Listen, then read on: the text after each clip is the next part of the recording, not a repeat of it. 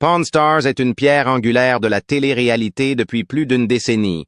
Mais que se passe-t-il réellement dans les coulisses de sa boutique emblématique de Las Vegas?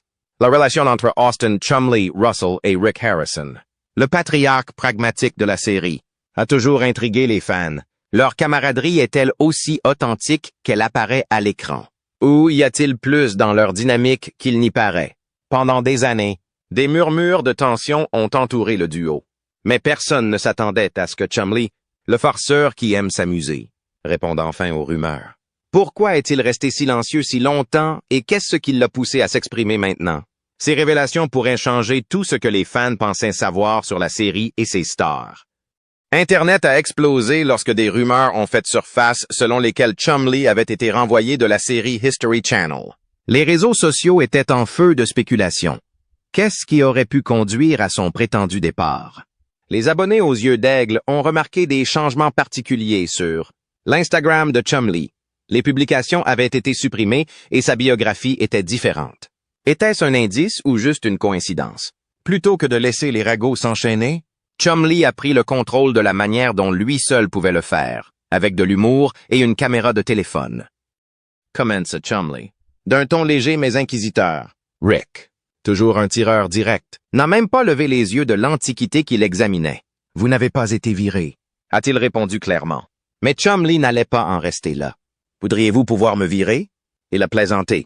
L'expression de Rick restait toujours aussi stoïque. Mais son silence en disait long. Les fans ont apprécié l'échange, qui est rapidement devenu viral et a confirmé ce que beaucoup croyaient. Déjà, Chumlee était et reste un élément essentiel de la famille Pawn Stars. Pourtant, la vie au magasin n'est pas uniquement amusante et ludique. Horse Camera. La relation entre Rick et Chumlee est un curieux mélange d'exaspération et de respect mutuel. Rick a souvent admis que les pitreries de Chumlee peuvent être un peu exagérées. Mais on ne peut nier la chimie qui a contribué à faire fonctionner la série pendant plus de 15 ans. Depuis ses débuts, en 2009, Pawn Stars a livré d'innombrables moments mémorables, mêlant leçons d'histoire et humour. Même après 21 saisons, l'équipe ne montre aucun signe de ralentissement. Le spin-off Pawn Stars. Do America a amené Rick, Chumlee et Corey Harrison à travers le pays à la recherche de trésors cachés, insufflant une nouvelle vie à la franchise. Début 2024, la deuxième saison du spin-off était en cours et la série originale devait revenir pour sa 22e saison. De retour à Las Vegas, les manigances de Chumlee se sont poursuivies. Des blagues décalées à sa phrase signature. « Est-ce que ça vaut plus si je le lèche? » Mais au-delà des rires, le parcours de Chumlee au sein de la boutique reflète une histoire de croissance et de résilience. La connexion de Chumlee avec la famille Harrison a commencé bien avant que les caméras ne tournent. Son amitié avec Corey Harrison a commencé dans l'enfance dans des circonstances inhabituelles. Un malentendu impliquant la sœur de Corey accusant Chumlee de l'avoir intimidé. La confusion a été résolue et une bagarre s'est transformée en un lien pour la vie. Des années plus tard, ce lien a amené Chumlee au prêteur sur gage, où il a commencé comme stagiaire à 21 ans tout en jonglant avec 2 emplois. Le jour, il gérait un Quiznos appartenant à Rick. La nuit, il apprenait les tenants et les aboutissants du commerce des gages sur gage. Pendant 135 jours consécutifs, Chumlee a équilibré les 2 rôles jusqu'à la première de Pawn Stars en 2009, lançant sa carrière de prêteur sur gage à plein temps et de personnalité de la télévision. Ce qui a commencé comme un soulagement comique a évolué vers quelque chose de beaucoup plus profond. L'humour maladroit de Chumlee et son expertise en matière de culture pop ont conquis les fans. Mais ces moments de perspicacité surprenante lui ont valu le respect même du sceptique Rick. En dehors du magasin, la vie personnelle de Chumlee a connu son lot de triomphes et de défis. Sa récente perte de poids de 100 livres et son mariage avec Olivia lors d'une cérémonie privée ont été des étapes importantes. Mais la relation à distance du couple, Olivia fréquentant une université en Californie tandis que Chumlee travaillait à Vegas, ne s'est pas déroulée sans difficulté. Il reste néanmoins optimiste, partageant souvent des messages sincères sur leur avenir. L'histoire de Chumlee est celle d'une transformation, prouvant que même le clown de la classe peut devenir la pierre angulaire du succès. Alors que les fans continuent de regarder les nouveaux épisodes, une chose reste sûre. Le prêteur sur gage ne serait pas le même sans lui. Il était le cœur amusant et maladroit de la série, le gaz qui apportait une ambiance complètement différente au monde des prêteurs sur gage. Lorsque le spectacle a commencé, les Harrison l'ont gardé en retrait, mais ils ont rapidement réalisé quelque chose d'important. Chumlee était une arme secrète. Il n'était pas seulement un type qui faisait des blagues et avait l'air désemparé. Il avait cette façon de faire sourire les gens, même s'il ne semblait pas savoir ce qu'il faisait. Chumlee n'était pas aussi ignorant qu'il en avait l'air. Bien sûr, c'était lui qui plaisantait avec Rick et Corey, mais quand il a mentionné avec désinvolture qu'il était doué pour les flippers, les fans se sont dit « Attendez, quoi? » Le gars était plein de surprises. Derrière ce sourire maladroit se cachait quelqu'un qui en savait bien plus que ce que les gens lui croyaient. Au moment de la première de Pawn Stars, Chumlee travaillait déjà dans le magasin depuis environ 5 ans. Mais une fois les caméras tournées, sa popularité a explosé. Il n'a pas hésité à poser à Rick et Corey des questions étranges et originales qui ont fait rire et remarquer les fans. Et quand il s'agissait d'antiquité, Chumlee n'était pas là seulement pour faire des blagues. Il se souciait de l'histoire des articles qui entraient dans le magasin. Pour lui, ce n'était pas qu'une question de deal. Il voulait sincèrement connaître l'histoire qui se cachait derrière tout cela. Oh! Et n'oublions pas qu'il était doué pour faire les meilleures affaires pour le magasin. Il avait du flair pour ça.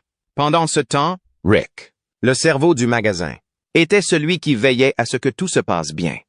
Il avait la vision à la fois du prêteur sur gage et du spectacle. Il a travaillé comme un fou pour s'assurer que tout se mettait en place. Mais le meilleur, c'est sa dynamique avec Chumlee.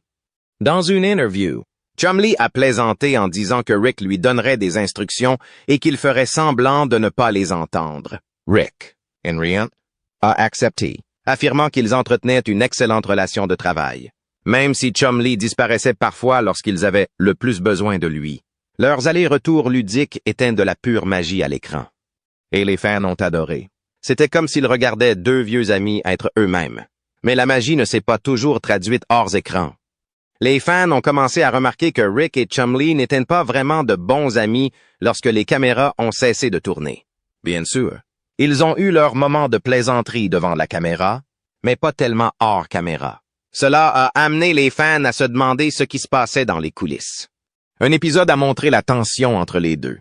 Chumlee gérait un accord pour une pièce rare et faisait tout correctement. Il a fait appel à un expert pour vérifier et a négocié avec le vendeur comme un pro. Tout se déroulait comme prévu jusqu'à ce que Rick intervienne et prenne le relais. Chumlee, naturellement, n'était pas content. Il a essayé de reprendre le contrôle, mais Rick n'y était pas parvenu. En fin de compte, le vendeur est parti sans conclure d'accord, et Chumlee était en colère, traitant Rick de connard dans sa barbe. Rick, toujours un homme d'affaires, a riposté en disant « Vous ne comprendrez jamais cette affaire si vous ne vous y prenez pas. » Les fans pouvaient avoir la tension à ce moment-là. Rick ne faisait toujours pas entièrement confiance à Chumlee pour gérer les grosses affaires. Et ce n'était pas le seul moment où il y avait des tensions. Rick, Chumlee et le reste de l'équipe se demandaient souvent comment gérer le magasin.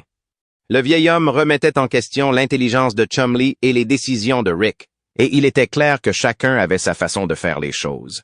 Ainsi, même si la série donnait l'impression qu'ils formaient tous une grande famille heureuse, la réalité était un peu plus compliquée. Parlons maintenant de ce que faisait Chumlee. Il n'était pas simplement assis à faire des blagues aux prêteurs sur gage. En 2017, il a ouvert Chumlee's Candy sur le boulevard. Il était rempli de bonbons nostalgiques, de sa marque de bonbons, de viande séchée et même de cure-dents. Les critiques étaient excellentes et les fans adoraient ça. Chumlee vivait de sa meilleure vie, partageant des mises à jour sur Instagram sur son empire des bonbons. Les gens disaient « Chumlee a un magasin de bonbons ?» Mais la vérité était qu'il était en train de le tuer. Mais tout n'était pas doux dans la vie de Chumlee.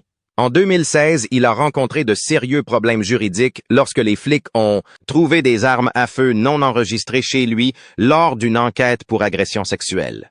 La mauvaise presse n'a pas plu à Rick et a provoqué des tensions entre les deux. Rick n'était pas ravi de l'attention négative que cela apportait à la série, et les problèmes juridiques de Chumlee mettaient à rude épreuve leur relation déjà compliquée. Pourtant, Chumlee a continué, et c'est peut-être ce qui le rendait si adorable. Il était toujours plein de surprises. Donc, s'il y a une chose sur laquelle nous pouvons tous être d'accord, c'est bien celle-là. Chumlee a peut-être commencé comme un gars drôle, mais il n'a pas fini de cette façon. Jusqu'en 2019, Chumlee est resté pour l'essentiel à l'écart des ennuis. Ses problèmes juridiques étant rétrogradés au rang de délits qui sont restés dans son casier. Sa relation avec Rick Orcamera n'était pas vraiment des plus fluides. Bien sûr. Les fans ont remarqué que Rick n'avait pas un bilan impeccable. Mais il y a plus dans cette tension qu'il n'y paraît. Pour commencer, Chumlee a commencé à attirer beaucoup plus d'attention que prévu. C'est ce gars ordinaire auquel tout le monde peut s'identifier. Un peu comme votre copain qui est toujours prêt à sortir. Même s'il n'est pas vraiment un spécialiste des fusées. Son charme était indéniable. Les gens adorent son caractère terre-à-terre, ce qui donne envie de l'inviter à un barbecue. Et à mesure qu'il devenait plus populaire, certains fans pensaient que Rick était peut-être jaloux. Mais il y a bien plus encore. L'amour de Chumlee pour la vie en grand n'a pas vraiment aidé les choses. Il a une valeur nette de 5 millions de dollars et n'hésite pas à la montrer.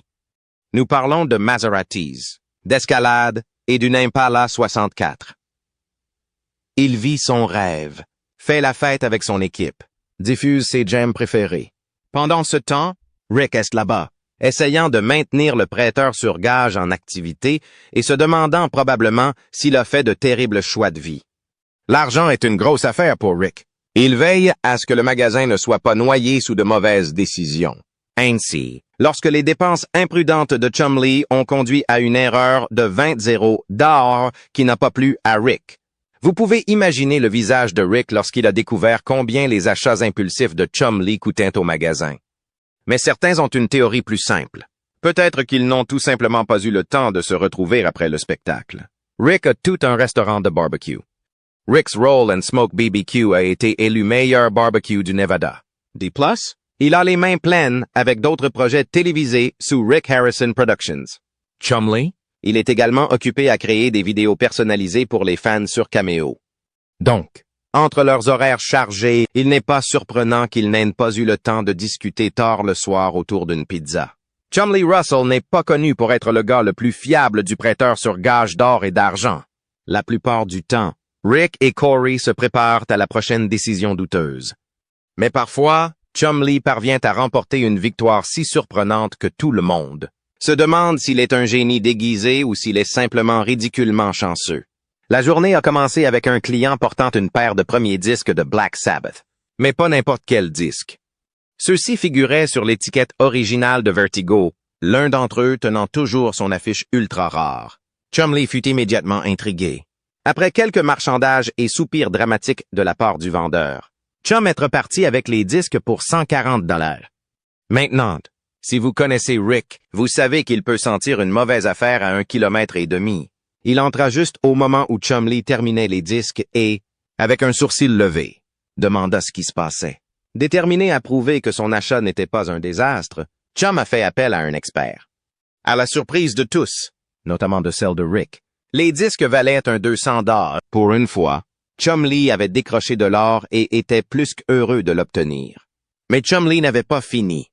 Spencer, un habitué du magasin, s'est ensuite promené avec un couteau d'insurrection philippin. Il avait une étiquette originale et ressemblait à quelque chose tout droit sorti d'un livre d'histoire.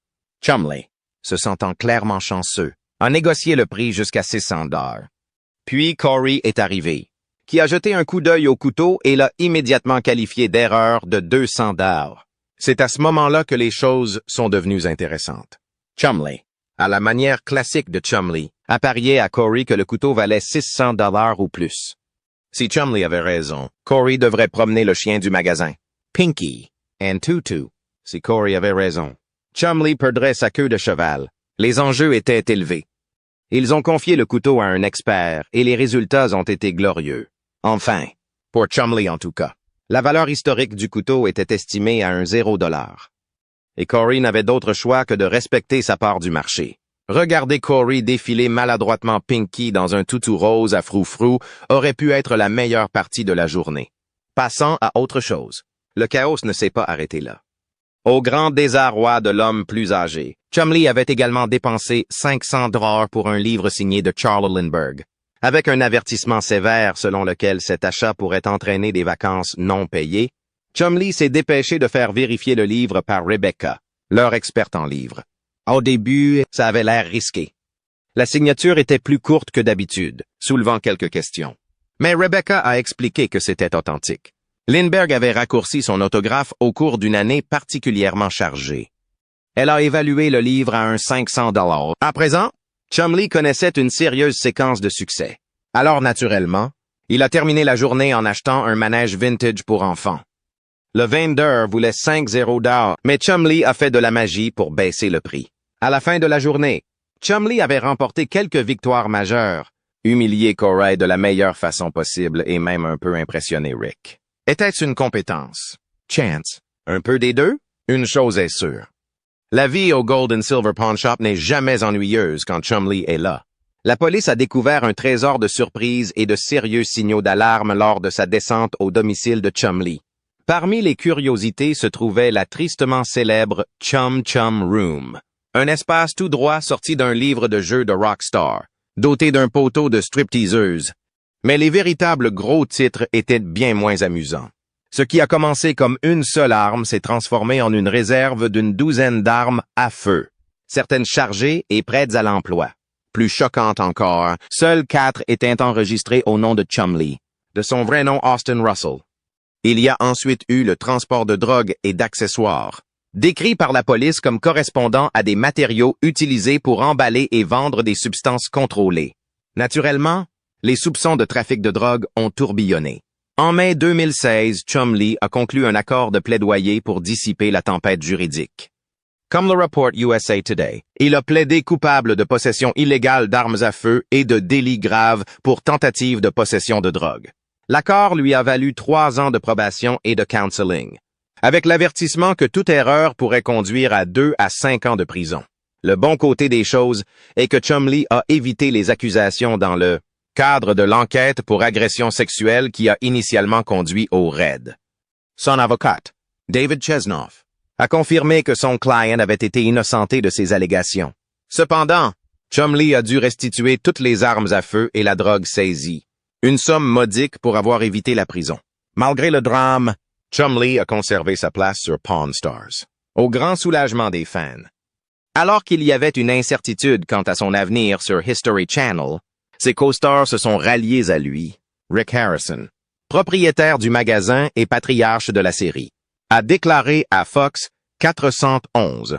Nous n'avons pas encore tous les détails, mais nous sommes là pour soutenir Chumlee autant que nous le pouvons.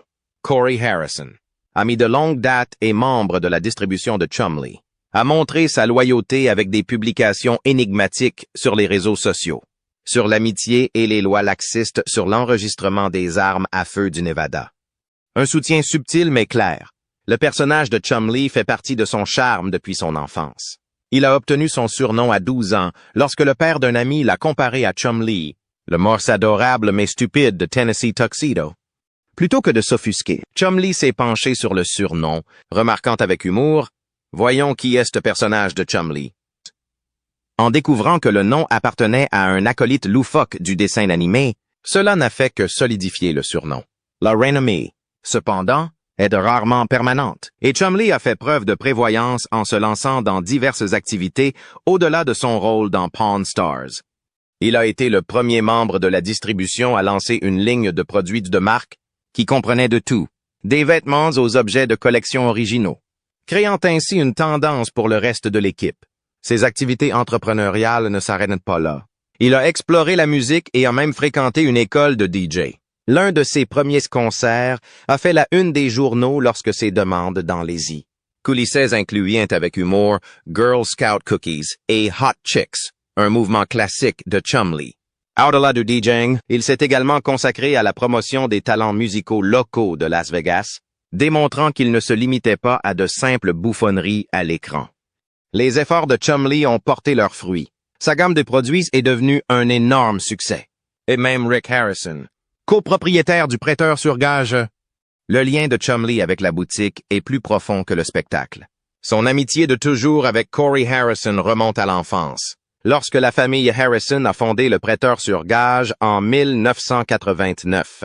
Chumlee a essentiellement grandi dans l'entreprise, commençant comme employé 5 ans avant le début du tournage de Pawn Stars. Interrogé sur son approche pour participer à la série, il a répondu « J'ai connu ces gars toute ma vie.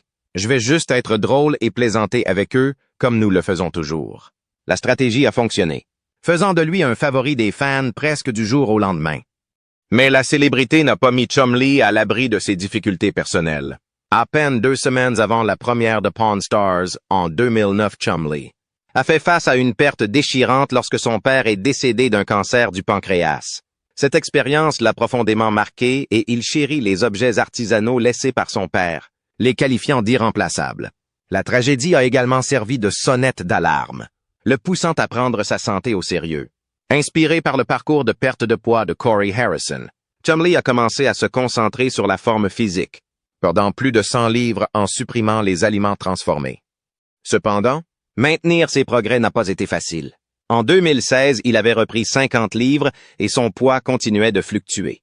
Lorsque son poids a grimpé à 350 livres en 2019, Chumlee a décidé de subir une opération de la manche gastrique. Une procédure qui a changé sa vie et qui a retiré 80% de son estomac. Les résultats ont été transformateurs. En octobre 2021, il pesait 190 livres et semblait déterminé à maintenir un mode de vie plus sain. Le parcours de Chumlee est un voyage de résilience, de réinvention et d'humour. De ses pitreries loufoques à la télévision à ses diverses entreprises commerciales et à son développement personnel. Il a prouvé qu'il avait bien plus à offrir qu'il n'y paraît.